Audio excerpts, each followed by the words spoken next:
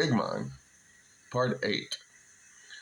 Six watched as the earth got smaller and smaller until it was no longer visible. 5 years he would be gone, if he ever got back. What would become of Damon, Terrence, poor Alice? Six's whole life had been pain. All but those first few years with Alice, back then his life almost felt real. Almost.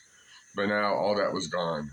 Six raced across the room and banged on the glass, screaming, "Turn it around! Turn it around!" They just stared at him.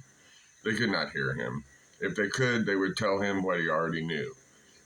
A to B, B to A flights. No control.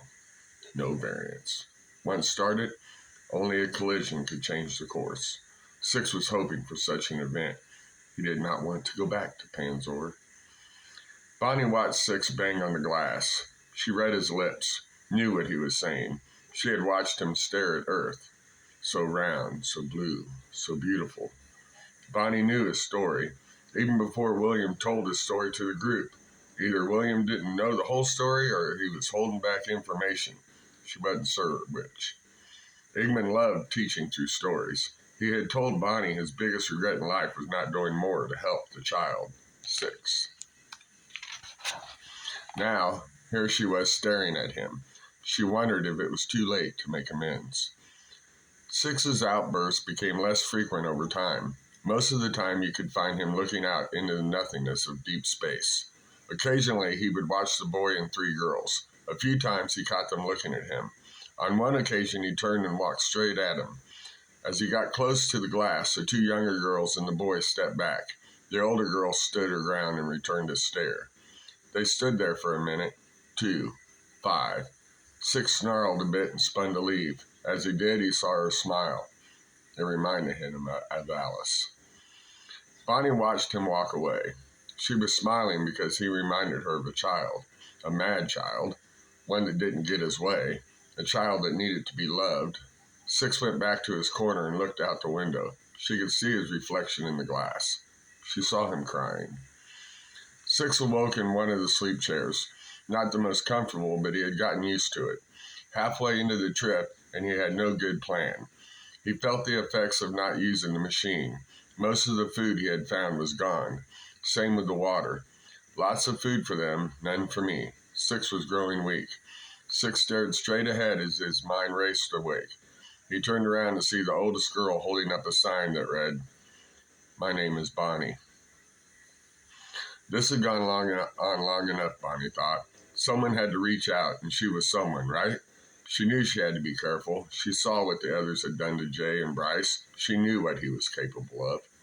Six walked up to the glass. Using a finger, he drew a 6 in the air. He was more than slightly confused. Why?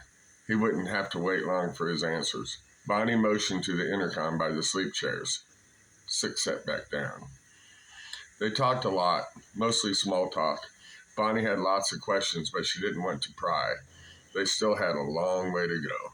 Six's responses were usually short, 1 word, maybe 2 or 3.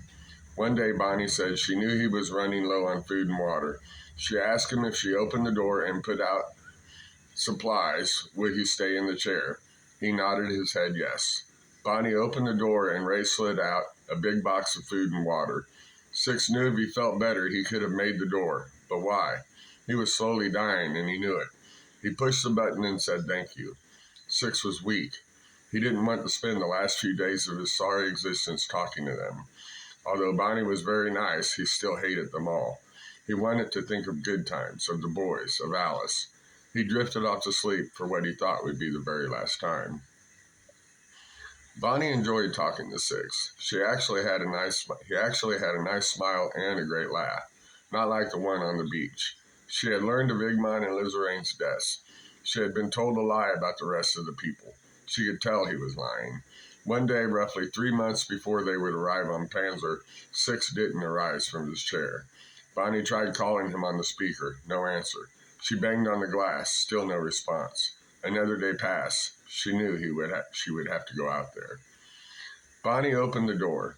The latching system is quite loud when opening and closing. Six never moved. She stepped out.